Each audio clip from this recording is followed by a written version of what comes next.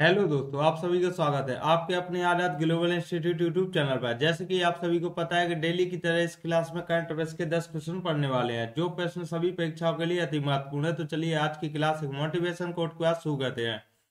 आज का motivation quote है कि सब्र रखो, अभी मेहनत जारी है। सब्र रखो, अभी मेहनत जारी है, वक्त खुद कहेगा कि अब तेरी बारी है। चलिए नेक्स्ट क्वेश्चन पे चलते हैं। कुछ आज की क्लास शुरू करते हैं। तो आज की क्लास का पहला क्वेश्चन है कि हाल ही में किस देश में राजनयिक संबंधों की 75वीं वर्षगांठ पर प्रसिद्ध तमिल कवि तिरुवल्लुवर की प्रतिमा कहां पर अनावरण किया गया है। तो कवि तिरुवल्लुवर की प्रतिमा का अनावरण किया गया है, तो यह कहां पर किया गया है? तो इसे फिलीपींस में अनावरण किया गया है। तो भारत और फिलीपींस की कि इसे 75वीं वर्षगांठ है तिरुवल्लुवर की प्रतिमा का। इसी तरह राजनयिक संबंधों की 75वीं वर्षगांठ है, तो भारत और फिलीपींस के बीच में इनके संबंधों की 75वीं वर्षगांठ है। इसे के तहत इसे तमिल कवि तिरुवल्लुवर की प्रतिमा का अनावरण किया गया है। तो यह गुल्लास कॉलेज में सेबू में इसका अनावरण किया गया है। तो इसे संगम युग के हैं। तो इसे तमिल कवि कहाँ के हैं? संगम युग के तमिल कवि हैं, जो तिरुकल रचना लिखते थे, तिरुक्कल रचना के नाम से प्रसिद्ध है। तो चलिए नेक्स्ट क्वेश्चन पे चलते हैं। Question number 2। तो भारतीय सेना किस देश के साथ में संयुक्त सैन्य अभ्यास धर्म गॉर्जियन का छठा संस्करण प्रारंभ करेगी? तो भारतीय सेना सैन्य अभ्यास, भारतीय सेना के द्वारा यह सैन्य अभ्यास जापान के साथ धर्म गॉर्जियन का छठा संस्करण प्रारंभ करने जा रही है। तो यह धर्म गॉर्जियन अभ्यास के बारे में देखते हैं। तो यह इंडिया और जापान के बीच होने वाला एक सैन्य अभ्यास है, जिसका इस बार छठा संस्करण आयोजन किया गया है। इसे माउंट फूजी जापान में इसका आयोजन किया जा रहा है। और इसे यह एक सैन्य अभ्यास है, आतंकवाद के विरोधी में इसका अभ्यास किया जाता है। इसके 5वें नंबर का सैन्य अभ्यास कहाँ पर आयोजित किया गया? तो इसे राजस्थान के महाजन फील्ड में इसका आयोजन किया गया था। और साइक्लोन अभ्यास इंडिया और इजिप्ट के बीच होने वाला अभ्यास है। वो साइक्लोन अभ्यास को राजस्थान में आयोजन किया गया था। तो चलिए नेक्स्ट क्वेश्चन पे चलते हैं। Question number 3। तो हाल ही में भारतीय बीमा विनियामक और विकास प्राधिकरण की बीमा ट्रिनिटी के तहत कौन सी पहल प्रारंभ हुई है? तो यह कौन सी पहल प्रारंभ की गई? तो इसका आंसर होता है उपयुक्त सभी। तो पहले देखते हैं तो इरडाई। तो इरडा के देखते हैं। तो यह एक बीमा ट्रिनिटी है। इसकी 3 नई पहल प्रारंभ की गई। तो यह 3 नई पहल कौन कौन सी हैं? तो इसे बीमा सुगम, बीमा का विस्तार और बीमा वाहक, यह 3 पहल प्रारंभ की गई हैं। तो इसका आंसर हो जाएगा उपयुक्त सभी। यह तीनों पहल के बारे में देखते हैं। तो बीमा सुगम को बीमा को प्रक्रिया को आसान बनाना, इसलिए बीमा सुगम प्रारंभ किया गया है। और बीमा विस्तार, तो बीमा विस्तार में का मतलब है कि इसमें दुर्घटना जीवन मरण शामिल किया गया है। तो इसे बीमा वाहक के बारे में देखते हैं। तो बीमा वाहक है महिलाओं के लिए, इसे प्रारंभ किया गया है। चलिए नेक्स्ट क्वेश्चन पे चलते हैं। Question number 4। तो बाफ्टा पुरस्कार सन 2025 के में किसे सर्वश्रेष्ठ फिल्म पुरस्कार मिला है? तो बाफ्टा पुरस्कार अवार्ड, तो बाफ्टा अवार्ड सन 2025 इसे ब्रिटिश एकेडमी पुरस्कार के नाम से भी जाना जाता है। और इसे ब्रिटिश एकेडमी पुरस्कार के नाम से जाना जाता है। और सर्वश्रेष्ठ फिल्म पुरस्कार किसे मिला है? तो इसे मिला है कॉनक्लेव को। कॉनक्लेव फिल्म को यह पुरस्कार दिया गया है। तो बाफ्टा अवार्ड सन 2025 का होस्ट कौन है इस बार? तो लंदन इसका होस्ट है। और क्रम, कौन से क्रम का आयोजन किया जा रहा है? तो इसका 78वें नंबर का क्रम है। तो इसे बेस्ट फिल्म का अवार्ड कॉनक्लेव फिल्म को दिया गया है, जिसके निर्देशक हैं एडवर्ड बेजर इसके निर्देशक हैं।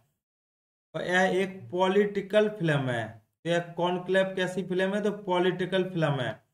और बेस्ट एक्टर का अवार्ड किसे दिया गया है? तो इसे एड्रियन ब्रंडी को बेस्ट एक्टर का अवार्ड दिया गया है। यह ब्रूटलिस्ट फिल्म के लिए इन्हें दिया गया है।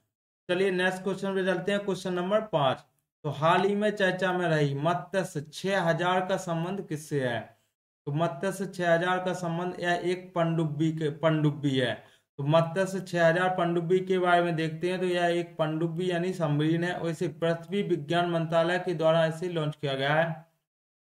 जैसे कट्टुपल्ली चेन्नई के पास इसका सफल परीक्षण किया गया है, जो 500 मीटर की गहराई पर इसे जा सकती है और इसका वास्तविक गहराई कितनी है, तो 6000 मीटर है।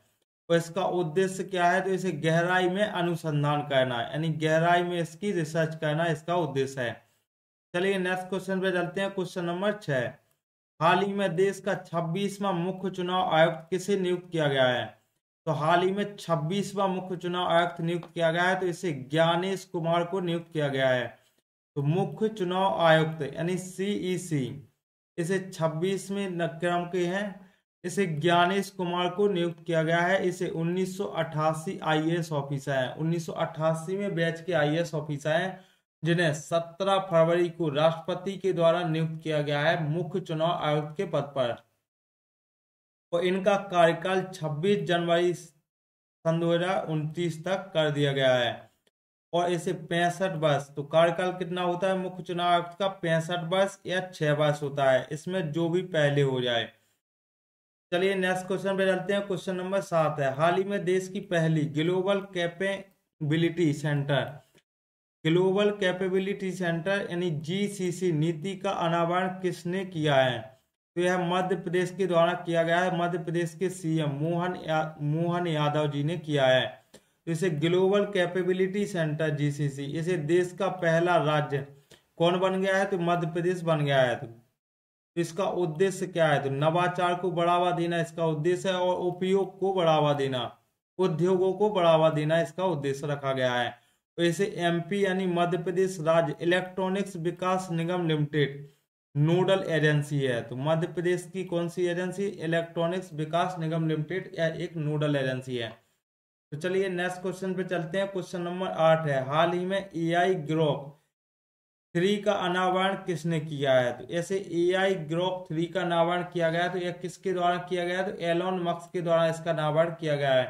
तो ग्रोक 3 का अनावरण एक्स एआई यानी ट्विटर कंपनी थी, जिसका नाम बदल के कर दिया गया था एक्स।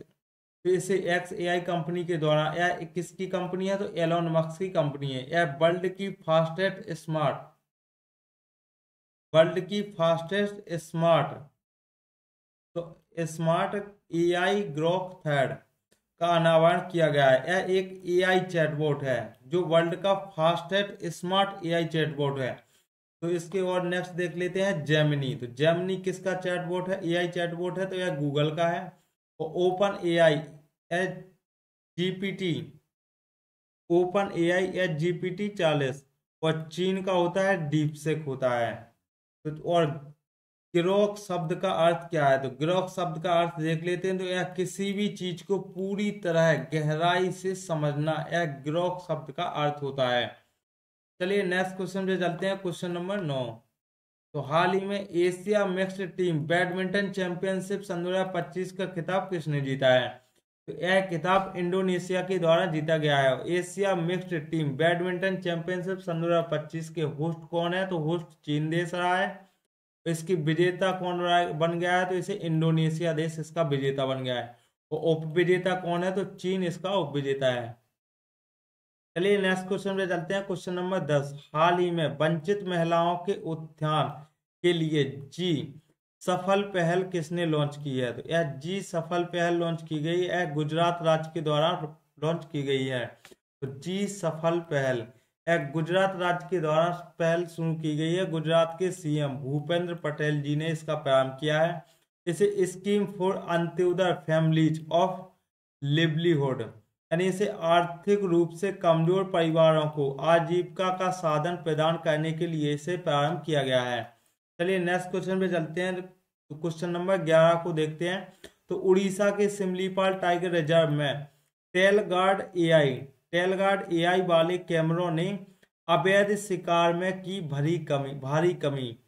और नेक्स्ट क्वेश्चन देखते हैं 12वां क्वेश्चन देखते हैं। तो बेंगलुरु के शोधकर्ता ने हाइड्रोजन उत्पाद हेतु उच्च एट्रोजी मिश्र धातु पीटीपीडी कोनिम की विकसित और 13वां क्वेश्चन देखते हैं। तो एडीआर की रिपोर्ट के अनुसार वित्तीय वर्ष 2023-24 में भाजपा को मिला सर्वाधिक 4,340 करोड़ रुपए का चंदा।